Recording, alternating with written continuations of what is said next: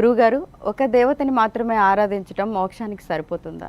తప్పకుండా చాలా చక్కటి ప్రశ్నను మీరు సంధించారు. మన సనాతన ధర్మంలో ఒక దేవతను ఆరాధించడం వల్ల మోక్షము దొరుకుతుందా? లేకపోతే వివిధ దేవతామూర్తులను ఆరాధించవలసి ఉంటుందా? అనేటటువంటి సందేహము కూడా చాలామంది భక్తుల్లో ఉంటూ ఉంది. అయితే మన ధర్మశాస్త్రము ఇక్కడ చాలా స్పష్టంగా తెలియచేస్తుంది.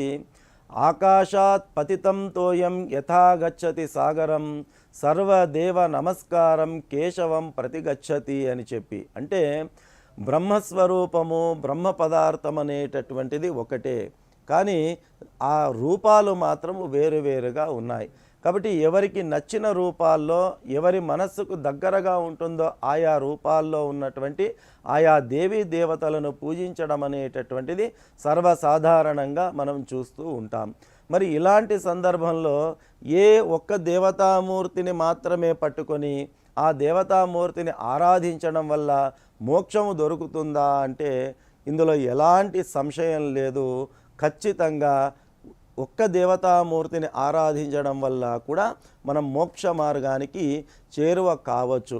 ఇందులో ఎలాంటి సంశయం అనేటటువంటిది లేదు. ఎందుకొరకంటే భగవద్గీతలో శ్రీకృష్ణ పరమాత్ముల వారు మనకు చెబుతారు, అనన్యా చింతయంతో మాం ఏ జన పర్యుపాసతే ఏషాం తేషాభియుక్తానాం యోగక్షేమం వహామ్యహం అని చెప్పి, అంటే అనన్య చింతయంతో మాం, నీవు వేరే ఎవరిని కూడా చింతించాల్సినటువంటి అవసరం లేదు, స్మరించాల్సినటువంటి అవసరం లేదు. కేవలం అనన్యమైనటువంటి అచంచలమైనటువంటి భక్తితో నన్ను స్మరించినంత మాత్రం చేత యోగక్షేమం వహామ్యహం, మీ యొక్క యోగక్షేమాల యొక్క సంపూర్ణ బరువు బాధ్యతలన్నీ కూడా నేనే తీసుకుంటాను, మీ బాగోగులన్నీ నేనే చూసుకుంటాను అని చెప్పి శ్రీకృష్ణ పరమాత్ముల వారు అత్యంత స్పష్టమైనటువంటి రీతిలో భక్తులకు మనకు తెలియచేయడం జరిగింది.